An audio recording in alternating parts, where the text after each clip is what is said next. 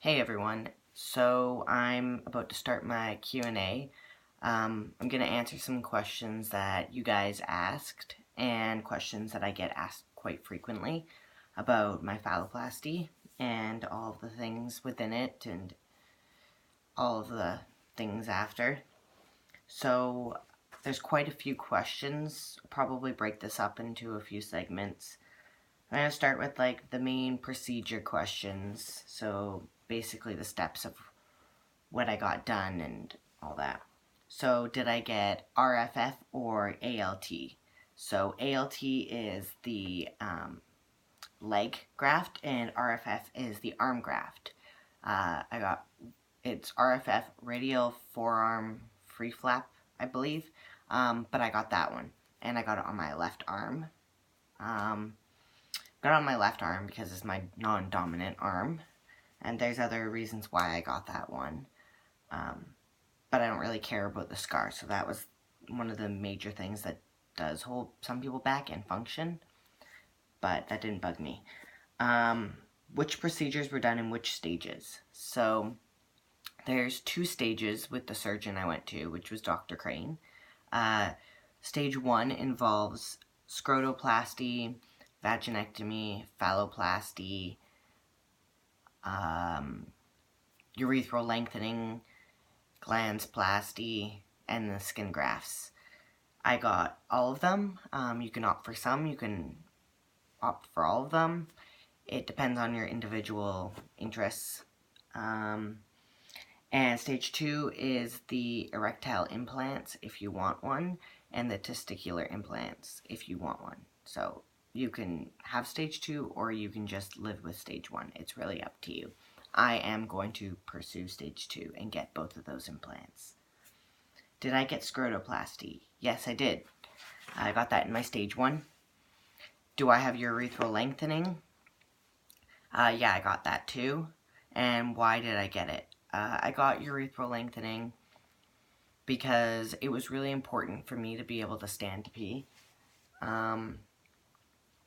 It was just part of my dysphoria beforehand, and I knew that if I didn't get it, I would always be wondering what if and wanting to get it, so I figured I just better get it, and it has made me happier. So did I have a vaginectomy?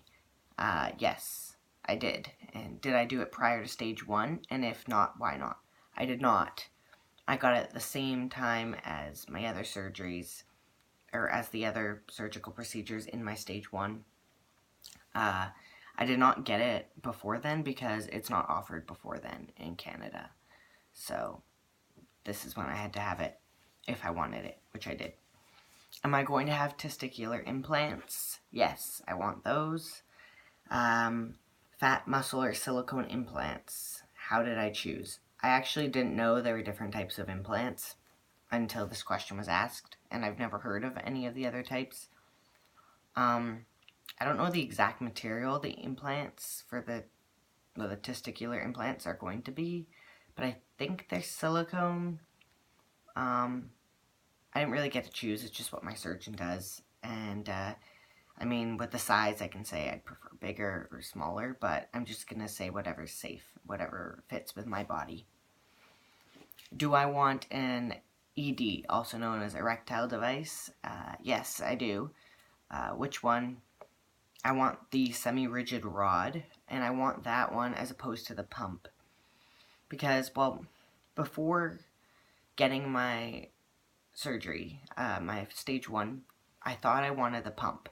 I didn't actually do that much research into how it works and the complications, and I didn't talk to anyone that did it. So after I had my stage 1, I started talking to people and trying to research it more since it's the next step that was coming up. And from my research and talking to people, I decided that I want something that will last a little bit longer, and the semi-rigid tends to last longer than the pump does. The pump, I've heard, between like 3 and 7 years, and the semi-rigid, I've heard definitely above 10 years, sometimes 25 plus years. I also didn't take into account how floppy everything would be after my phalloplasty, and I really don't actually like the floppiness. Like if I roll onto my side, everything goes to the side, and it kind of bugs me. So having the semi-rigid will give it a little bit more firmness, which will keep it in place where I want it to be, which I'm looking forward to. And it also gives it more of like a fuller appearance. And a common thing that people are worried about with the semi-rigid rod is that it will look like you're erect all the time or semi-erect, but I'm not too worried about that. I've heard from others, if you wear tighter underwear, tighter pants, it hides it pretty well. And I tend to wear tighter clothes anyways. Plus, when I had to prop everything up for like 2 weeks after my surgery, I somehow even hid that. It wasn't super noticeable, so I'm not too worried about that. And also less moving parts, so less risk of malfunctioning. Yeah, I just want to minimize the complications. What made me want to get phalloplasty? In general, I wanted to get it because after I'd gotten my top surgery and after I'd gotten my hysterectomy, I realized that that wasn't enough to take away my dysphoria. I was still feeling like I was missing something, and I would wake up every day and I would just feel like something was gone. And I became really preoccupied with phalloplasty and researching it. And in general, at first I actually wanted metoidioplasty because it's a less invasive one, and I thought I could be happy with that. But the more research I did, the more I realized that no, I wanted to have all of the functions I could, and I didn't want to risk anything not working, like being able to stand to pee. I also wanted to have the length that kind of filled out my clothing a little bit. So I knew that I wouldn't achieve that with